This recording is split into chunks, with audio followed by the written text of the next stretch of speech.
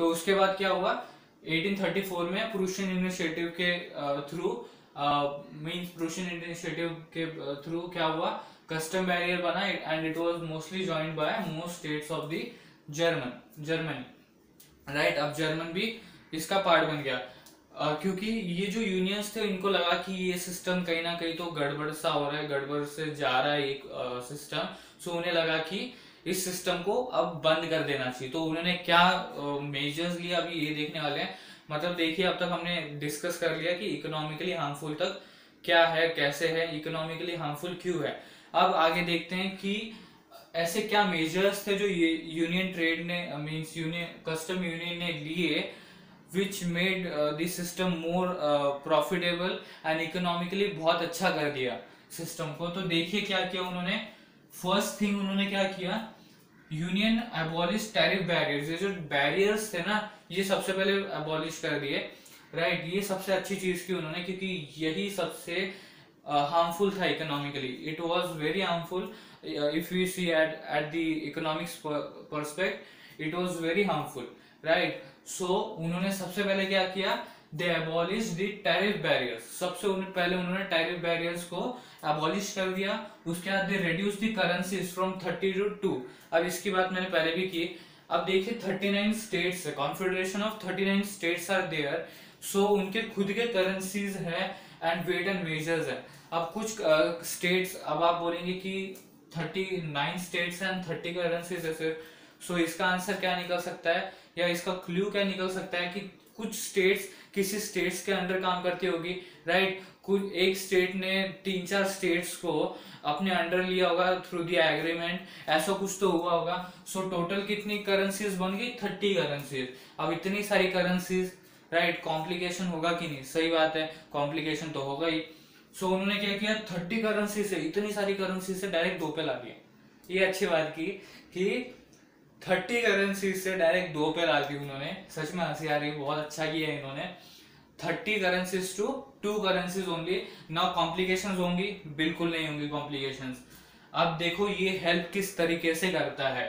It help to awaken and raise national sentiments and people realise that free economic system means to engender the national feeling. अब देखिए इसको break करते हैं, ये बहुत ही बड़ा स्टेटमेंट है, तो इसको ब्रेक करके समझाते हैं। सो सबसे पहले यहां तक आते हैं हम। It help to awaken and raise the national sentiment. अब नेशनल सेंटिमेंट के बारे में हमने पढ़ा है, नेशनल सेंटिमेंट आपको पता है क्या होता है। सो अब देखते हैं ये क्या हुआ। उसने हेल्प किया टू अवेक। अवेक मतलब आपको पता है, नेशनल सेंटिमेंट को जगाने की कोशिश की और बढ़ाने की कोशिश की। क्या जगाने की और बढ़ाने की कोशिश की नेशनलिस्ट सेंटिमेंट को। इट हेल्प टू जगाने का और बढ़ाने का कोशिश किया, टू नेशनल सेंटिमेंट को बढ़ाने का और जगाने का कोशिश किया। अब क्या हुआ आगे देखिए, पीपल रियलाइज, अब पीपल को भी रियलाइजेशन स्टार्ट हो गया। People realise that free economic system means to engender national feeling. अब एनजेंडर का मीनिंग क्या होता है, टू गिव राइज और गिव राइज टू, राइट। अब मतलब क्या, उनको रियलाइज हुआ कि फ्री इकोनॉमिक सिस्टम होगा, मतलब इजीली आप ट्रेड कर पा रहे हैं, इकोनॉमिक सिस्टम बहुत इजी है। मतलब इजी मतलब क्या, फ्री इकोनॉमिक सिस्टम है, उसका मतलब क्या है, to give rise to national feeling, right. अभी किस तरह से बोल रहे समझ में नहीं आ रहा, बट यस हो सकता है, राइट सॉरी, हो सकता है अगर फ्री इकोनॉमिक सिस्टम होगा तो नेशनल फीलिंग भी बढ़ सकता है, right. I was wrong, right. So क्या है, उन्होंने क्या रियलाइजेशन किया, that is free economic system means giving rise to national feeling, giving rise to national feeling. So ये देखा हमने अब तक कि किस तरह से वो फॉर्म हुआ, किस वजह से फॉर्म हुआ, किनको लगा कि फॉर्म होना चाहिए, क्या प्रॉब्लम थी इकोनॉमिकली, क्या हार्मफुल था। एंड उसके बाद हमने 2 एग्जांपल्स देखे, दैट इज एक बुक का एग्जांपल, एक मेरा एग्जांपल। उसके बाद देखा कि उन्होंने क्या किया। एक बार समराइज करते हैं, चलो समराइज कर ही लेते हैं। फिर सबसे पहले क्या हुआ, देखिए एकदम फास्ट समराइज करेंगे, ज्यादा टाइम लेंगे नहीं। सबसे पहले क्या हुआ, कस्टम यूनियन बना इन 1834 by the Prussian initiative and it was joined by most of the German states. उसके बाद क्या हुआ, it was aiming that it should bind the Germans economically into a nation. It should bind the Germans economically into a nation अब दो problems थी, वो दो problems देखते हैं क्या है। In the German speaking nation their region there were confederation of 39 states and had their own currency weight and measure. अब 39 स्टेट्स कैसे बनी वो समझाया मैंने पहले भी। सो क्या हुआ, ये जो 39 स्टेट्स थी, कॉन्फेडरेशन ऑफ 39 स्टेट्स जो थी, उनके खुद के करेंसीज थे, वेट्स थे, मेजर्स थे, राइट। उनके खुद के करेंसीज, वेट एंड मेजर्स थे। फिर उसके बाद हमने देखा कस्टम बैरियर के बारे में। हर कस्टम बैरियर पे 5% ऑफ प्रोडक्ट भरना पड़ता है। प्रोडक्ट क्यों बोल रहा हूँ, क्योंकि अगला लाइन वही बोलता है कि most of them were paid according to the weight and measurement of goods. अब देखिए उसके आगे क्या, हमने एग्जांपल देखे कि L it was a measuring unit, cloth measuring unit, and it had different measurement at each region, at different region. मतलब Frankfurt में गए तो कितना क्लॉथ देगा, 54.7 सेंटीमीटर। अगर आप मेंस में गए तो कितना लंबा क्लॉथ देगा, 55.1 सेंटीमीटर। सो ये डिफरेंस दिख रहा है। So it was a little bit economically dangerous.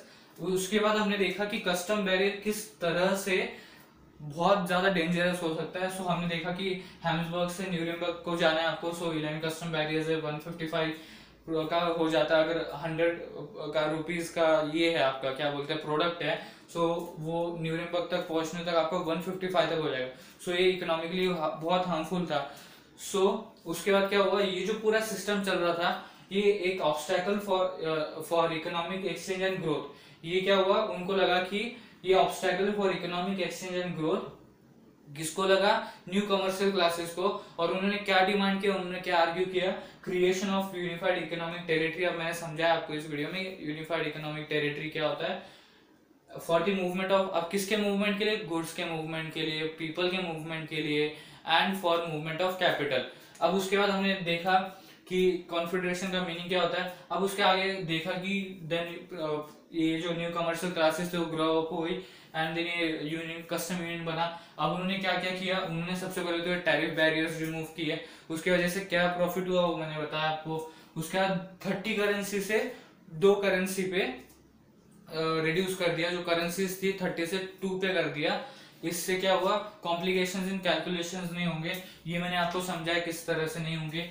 Then it help to awaken and raise the national sentiment, मतलब बढ़ाने का और जगाने का नेशनल सेंटिमेंट को, क्या नेशनल सेंटिमेंट को बढ़ाने का और जगाने का। एंड फिर पीपल को भी रियलाइजेशन हुआ कि फ्री इकोनॉमिक सिस्टम मतलब क्या, giving rise to national feeling. Free economic system मतलब क्या, giving rise to national feeling. So इस वीडियो में हमने इतना ही देखा कि ज़ोल्वरेन क्या था।